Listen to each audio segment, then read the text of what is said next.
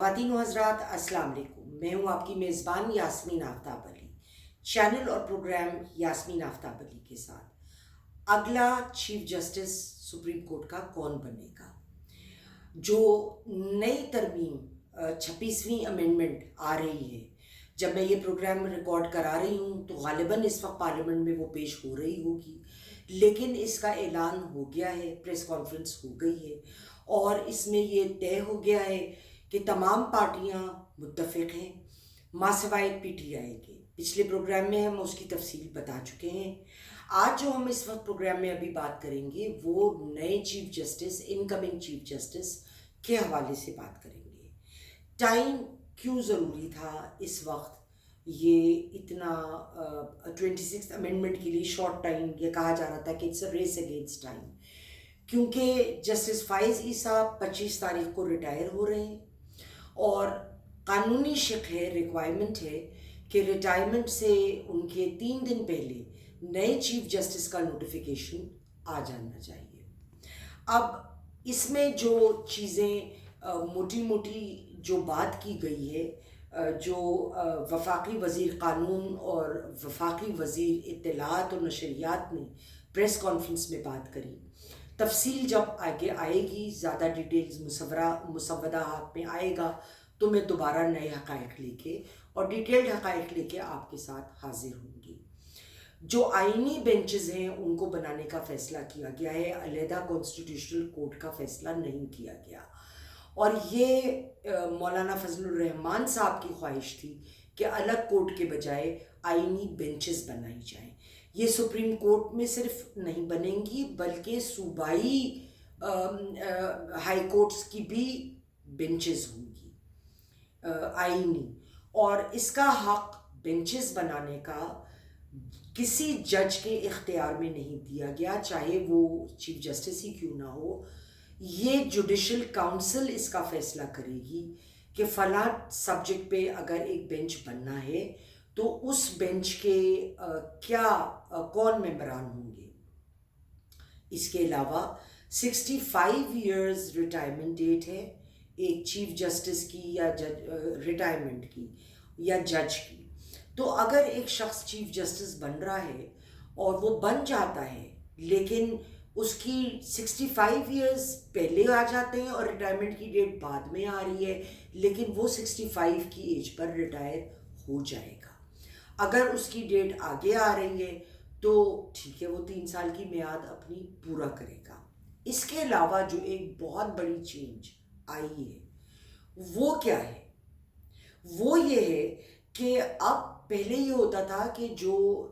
Seniority میں senior most ہے وہ آٹومیٹکلی چیف جسٹس بنے گا، اس شق کو ہٹایا گیا جا رہا ہے، مسودے میں ہو چکا ہے۔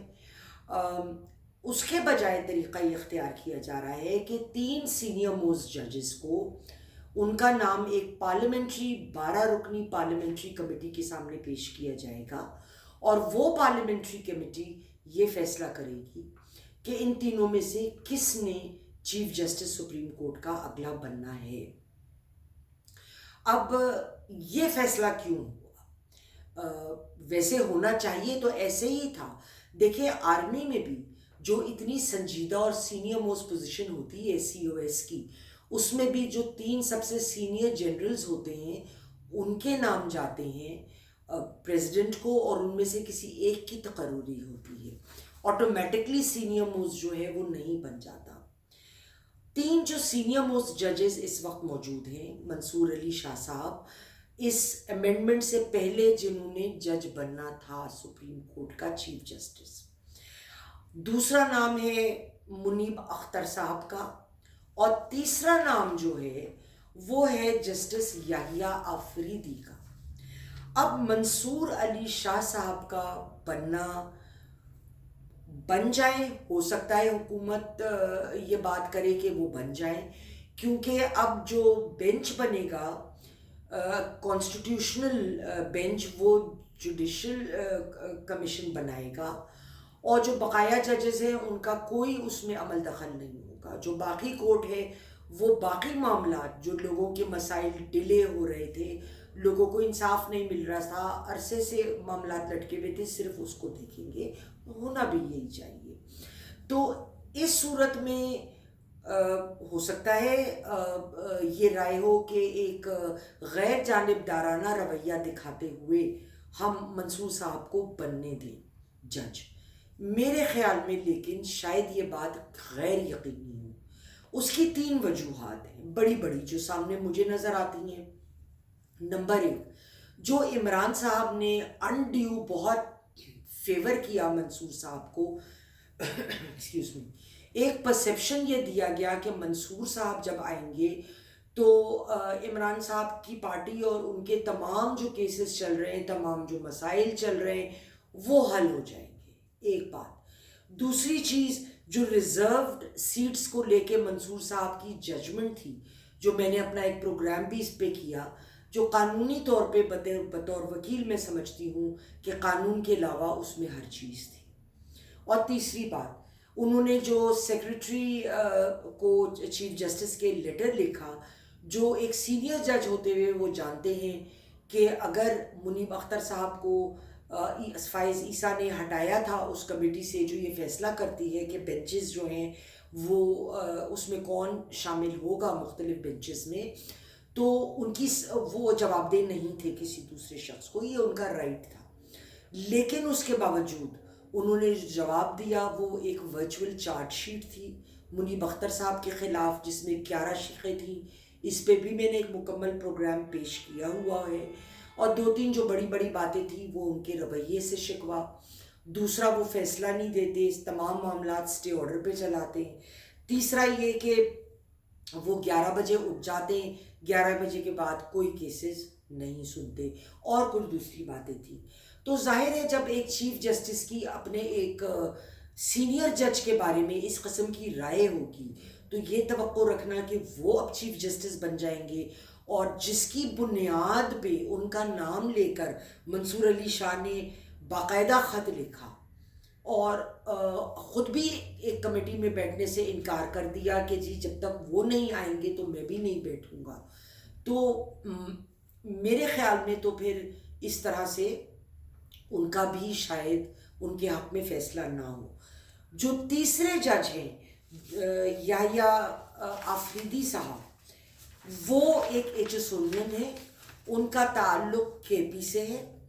اور انہوں نے وہ ان ججوں میں سے تھے جنہوں نے ایک ڈائسینٹنگ ججمنٹ لکھی 26 صفحے کی ریزرو کیسز کے حوالے سے۔ انہوں نے کہا کہ سنی اتحاد کونسل جو ہے اس کو یہ کانسٹیٹیوشنل ریکوائرمنٹ کو میٹ نہیں کرتی ہے کہ ان کو ریزروڈ سیٹیں ملیں۔ P T I political party ہے، ان کو ریزروڈ سیٹیں دی جا سکتی تھی، لیکن کیس جون 6 سے شروع ہوا۔ انہوں نے 26 جون کو اپنی اپلیکیشن جمع کرائی کہ ہمیں بھی پارٹی بنایا جائے، تو دے کمپلیٹلی ڈس ریگارڈیڈ دا پروسیجرز ایکٹ وچ دا supreme court has to follow جب وہ کوئی کیسز سنتا ہے۔ اور انہوں نے اپنی ڈائسینٹنگ ججمنٹ نے یہ بھی لکھا کہ ای سی پی کو اپنا جو نوٹس تھا نوٹیفیکیشن ریزروڈ سیٹس کا، ان کا چونکہ نوٹیفیکیشن تھا اس کو وہ ریوزٹ کریں، اور اس کو ریوزٹ کر کے 7 دن میں اپنا فیصلہ دیں۔ یہ ایک میری رائے ہے کہ اس وقت غالباً اگر کوئی آئیں گے تو وہ جسٹس یحییٰ آفریدی صاحب اگلے چیف جسٹس ہوں گے پاکستان سپریم کورٹ کے، کیونکہ یہ فیصلہ انتہائی انبائسڈ، تمام سٹیک ہولڈرز کا رائٹ کو اکنالج بھی کیا، اور اگر نہیں کسی کے حق میں فیصلہ ہو سکتا تو ایک قانونی رائے تھی، پولیٹیکل رائے نہیں تھی۔ خواتین و حضرات، آج تک کے لیے اتنا ہی، اگلے پروگرام تک کے لیے خدا حافظ۔